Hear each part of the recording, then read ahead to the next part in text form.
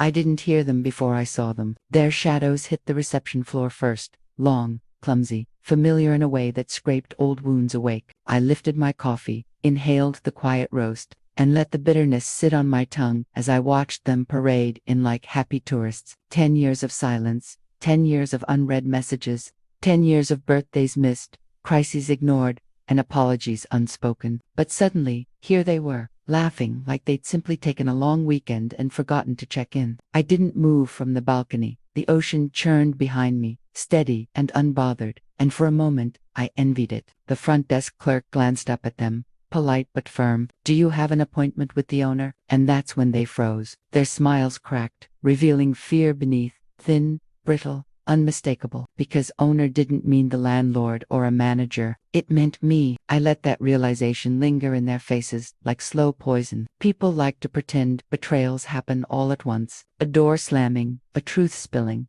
a sudden fracture. But mine didn't. Mine was quiet, gradual, a fade out nobody else noticed. I remember the last time my mother called me. Her voice rushed, her attention elsewhere. I remember sending my father updates he never answered. My siblings stopped inviting me to anything years before that, as if my existence had become an inconvenience they didn't care to address. Back then, I tried. God help me. I tried. I reached out, visited, made excuses for them. Busy, I told myself. They love me. I insisted until the day I discovered the truth.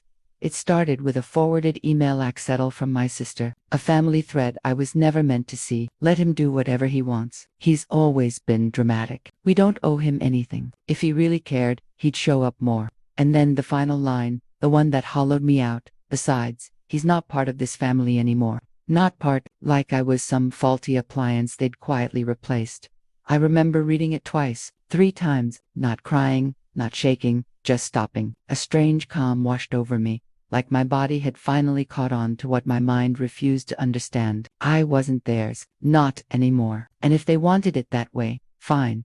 The shift happened quietly. I cut the ties they'd already abandoned, not out of spite, out of precision, out of necessity. I moved states, built a business they knew nothing about, and when that business grew into something larger than I'd ever imagined, I protected it like a second spine. Everything under my name, everything airtight, everything silent. When I bought the beachfront property, I didn't tell a soul. I designed it for peace, not performance. A place without echoes from the past. I didn't expect they'd ever show up, but I prepared anyway, just in case. The plan didn't start when they walked in today. It started the moment I stopped needing their approval. Still, seeing them now crowded around the front desk, trying to act casual while confusion noted at them, was its own quiet victory.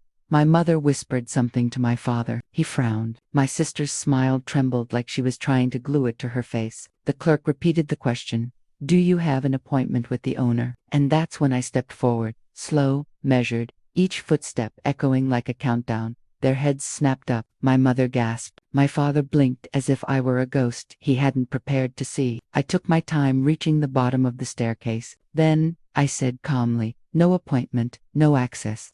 Their mouths parted. Shock, hurt, outrage, all fighting for space. My sister stepped forward. "We just know."